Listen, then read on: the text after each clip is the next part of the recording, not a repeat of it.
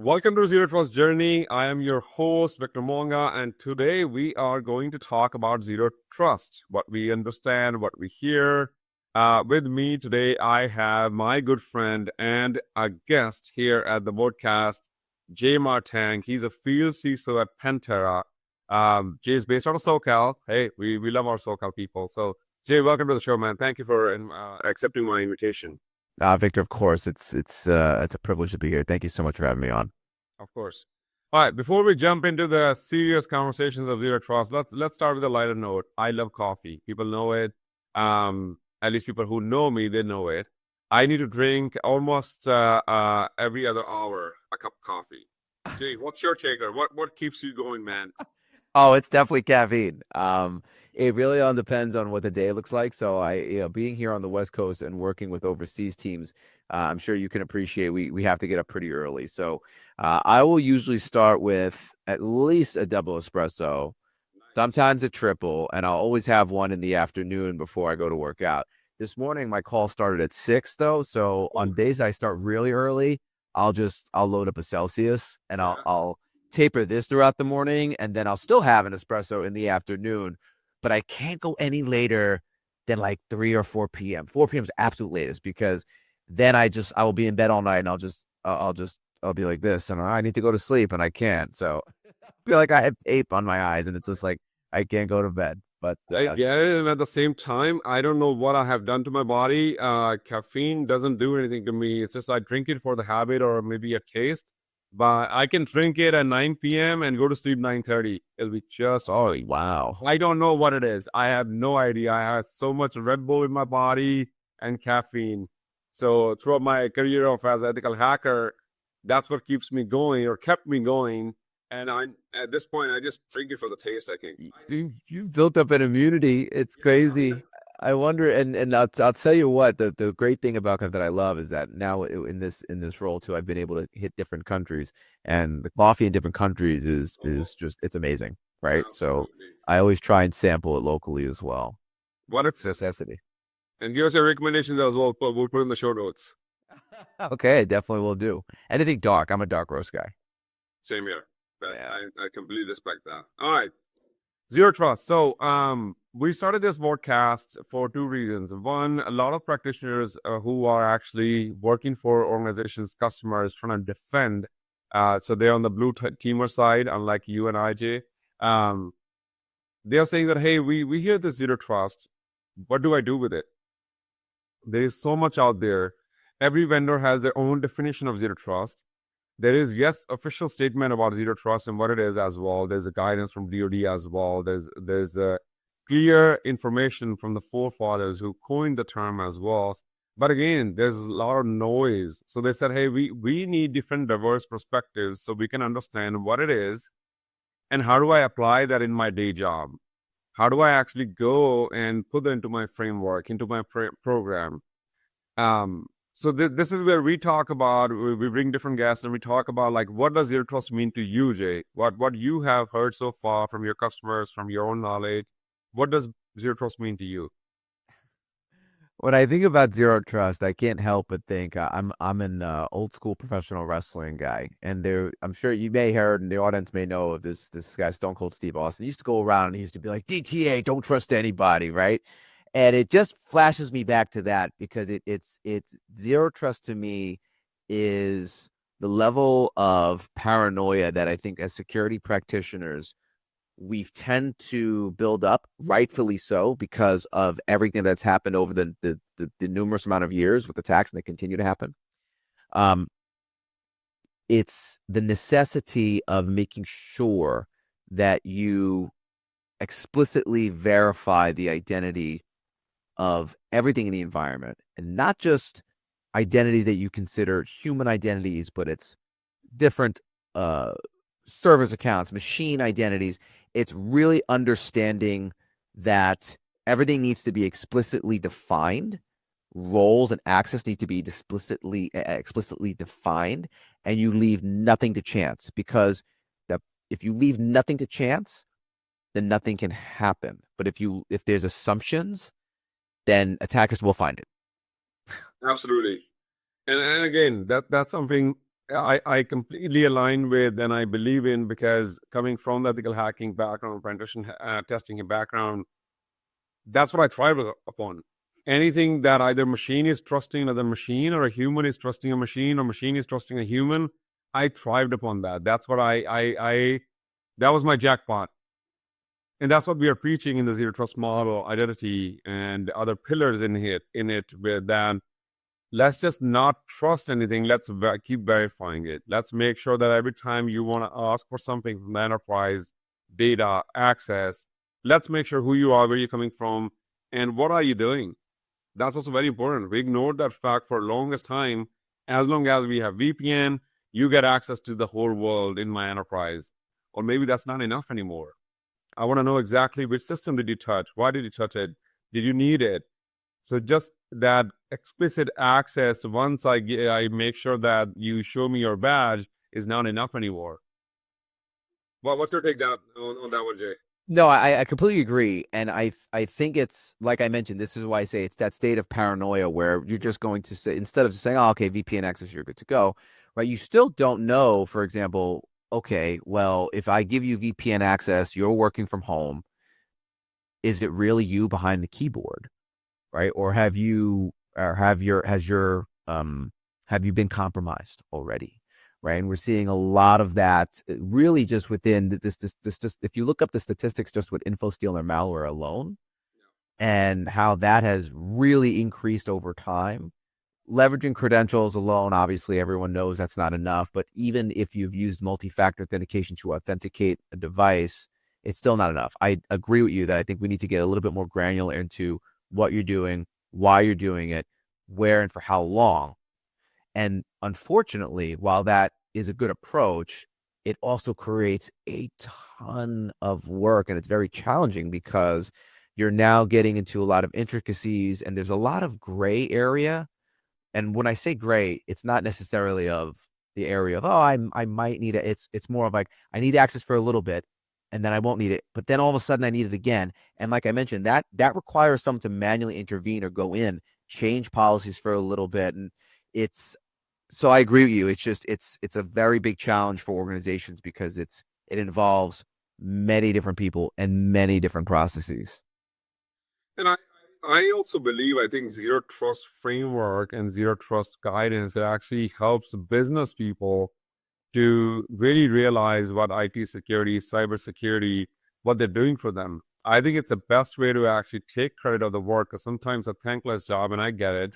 Um, but this framework actually kind of opened their eyes as well. If a board member is looking at it, they're reading this in plain English, that where are my attack surface, what I need to look at it, and what I should ask. This gives them a map of, hey, how do I mature my program? And I think we rightly said it last time in the show, where this is not something that you can achieve it overnight, or even it's not a project that there's an end date. There is no end date. Just know that for fact. When you're considering zero trust journey, there is no end date. So never start this as a project. It should be a project to kick you off the butt, I guess, but kick off the part where we're gonna adopt it, we're gonna start, and we're gonna do the heavy lifting. But it's continuous in your organization. Jay, when you're talking to your customers, any stories jumped out, or anything that you want to share with our listeners that, hey, I heard this zero trust story and this was amazing, or I heard this zero trust and this was like did not align with your beliefs or did not align with what zero trust means. Well, I would say I have stories, and it's just due to the nature of what I've been doing in the last 3.5 years working for Pantera. You mentioned something that I just want to co-sign because you said there's no ending, right? It's a journey and it's continuous. And you and I have had several conversations about this. I think we're cut from the same cloth where we are very big proponents of security validation. And the validation of that, of the zero trust, I want to say, framework is really a critical component as well. So my stories have been where I've walked into organizations. Now, naturally, when we walk into organizations, we're looking to do that security validation. And it's always interesting to walk into organizations and to start having discussions where saying we have a zero trust initiative. I go, oh, great. Right. Because then I'm wondering, okay, well, what have you done so far, right? What type of access control or policies or processes have you set up? Because we're going to put that to the test, right? That's what we want to do. And there have been times where we've seen Pantera get completely stopped, right? So we're not able to run, or get around on the network or do lateral movement precisely because these policies have been set up. It's like, great, green flags. I mean, that's very powerful, right? Because now you can go back to the business and say, hey, look, this journey, all this effort that we've been putting into process, into place, and the blood, sweat, and tears, all of that, right? Which we know security is a lot of work, like we've been talking about. We actually have evidence to say, look, we are protected. And that confidence is almost priceless, because it's almost like if we've spent X amount of dollars on the program, whether that's investment in tools or personnel, whichever, we could say, look, if we've classified and said we don't want to be locked up or ransomed because we know that if certain assets are down for a certain amount of time, it would cost us this much. Well, we now know we're protected. So for me, the best stories are when we go in and we see the zero trust initiatives actually working. And there have also been times where, even though the initiatives have been set up and we've been stopped and we're validating, we still find some gaps. And that's also really critical, because we found them before, we being, the security professionals, Patera, whichever, right? You found them before the adversaries have. And it's just making sure that every layer, there's no holes, right? There's no gaps. And then you can fill those gaps. So those are the stories that are really stand out to me. Whether it's, we found a machine that came on the network and it was communicating, blasting on identities, and it got around in certain area of the network, but it could only go so far because we put these processes in place. Great. It's very easy to change the small gap. Why have any gaps at all? And I've seen a lot of organizations really step up their posture. And by step up, meaning like, when we can't go in and we can't expose, it's a great story. It really instills confidence. I agree 100%. And two things again, to those sentiments are: one, where doing what you're doing and putting a quantified way of explaining it is the best way to actually justify what you're doing, and also tells you what else needs to be done. If you've done it all, and then you feel that you have done your best and everything is all plugged in, which is never the case. I haven't seen it yet. Then great. Maybe help business. Maybe put another project. But one thing I will say, and Jay, you agree to it, maybe, when we are working on zero trust journey, it's not just about the technical controls. It's not. There's a lot of controls you have to put on people processes. So that's where I think I have seen it. People, I would say, unsuccessful zero trust journeys where they try to buy Blicky Light with a stamp of zero trust, and talked about that during the last show, that some of the vendors are saying we are zero trust certified. What the heck does it even mean? No, what does that mean? Yeah. Right. So the customers, the organizations, they accidentally, mistakenly bought the zero trust certified, or with a false pretense that, hey, if you buy my product, you'll be zero trust completed. You'll be zero trust certified as well.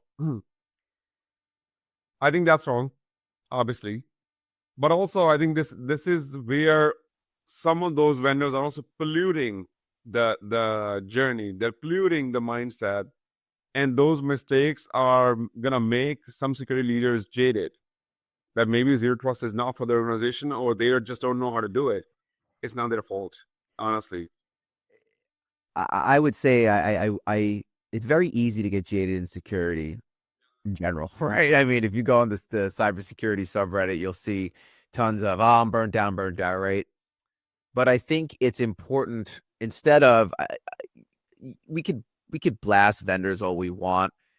I think it's important to understand that, vendors do have a mission that they are trying to help. Sometimes the mission gets misguided when you say, or it's marketed that whatever we're talking about, whether it's zero trust or continuous threat exposure management, you could, whatever framework we're talking about. Yeah. anytime a vendor says we're your one-stop solution for this framework, red flag should go up, right? Because it's never that simple. Not when you have complex environments, complex data, identities, all these processes. So I think as generally in the industry, we just need to understand that everything is going to be, like you said, a journey, but it's up to us being the individual organization, to understand what the path looks like, because the path for one industry vertical is going to be completely different than an industry vertical. And I think coming together as professionals to learn about what the paths actually are can actually enlighten to say, I didn't think about that, or I didn't think about it this way. Even though we have completely different business objectives, we can still learn from each other. I think that collaboration, this is why podcasts like this and generally talking about the challenges in the industry together as a whole is so, so important, because I don't think there's ever, the learning is also a journey. When companies, organizations, customers are starting zero trust journey, there's always the overwhelming part, because okay, where do I start? It's a framework. It's not exactly okay, go turn this knob and you achieve 1 out of 99 controls. It's not that simple. We always talk about during this show that it's a journey, and read the framework, apply to what makes sense for your program, and also take the credit of good work you already done. But make sure your fundamentals, foundations are rock solid before you put anything advanced on top of it. We have seen those memes where there's a really nice fancy building just hanging on off a little piece of wood or something. Yeah. That's what it really means. And we want to continue reminding people that, hey, make sure that your top 3 CIS, or just in general, know your assets, know your attack surface, do some sort of little bit of threat modeling. And if you don't, use the platforms out there. You don't have to do this alone anymore. There are partners out there, such as Jay, who can sit down with you and say, okay, this is your organization. These are threats coming to this sort of organizations. If you're in healthcare, let's say, you could do that threat modeling and say, hey, let me test, let me validate what you have. That'll give you the roadmap already that you can factor into your zero trust journey. Is there anything that you want to add to it? Yeah, no, I agree. The way when you said foundations, right, it resonated with me, because we still see gaps in foundational things that I would consider foundational, like multi-factor authentication. I mean, look at what was going on with, um, what happened with Ticketmaster, Snowflake, and all of that. It's like, oh, multi-factor authentication, and whose responsibility is it? It's like, if you're following the level of paranoia, you should be doing it either way, right? It shouldn't matter whose responsibility it is. You have the option, you should enable it, right? That to me is foundational. I even tell people, like, on their emails, you have multi-factor authentication, right? And people outside the industry go, what's that? I go, please, like, turn it on, right? I would call it hygienic, right? You want to hopefully brush your teeth every day. There are certain things that hygienically, whether it's zero trust or other foundational aspects in security that you're always doing, I agree with you. Like understanding, like you said, understanding your assets, understanding what your critical assets are. And that's going to vary based on your business. So what is critical to your business? That's what you want to protect and work your way out from there. And that will then inherently grow to who's accessing these critical assets. Oh, the identities. What else is accessing it more on the machine side, the application side?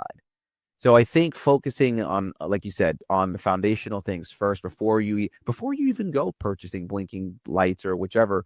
There are many things you can do inherently just by having conversations with business owners, internal business owners, application owners, and understanding what's critical is where I completely agree. Where you should start. Yep, absolutely.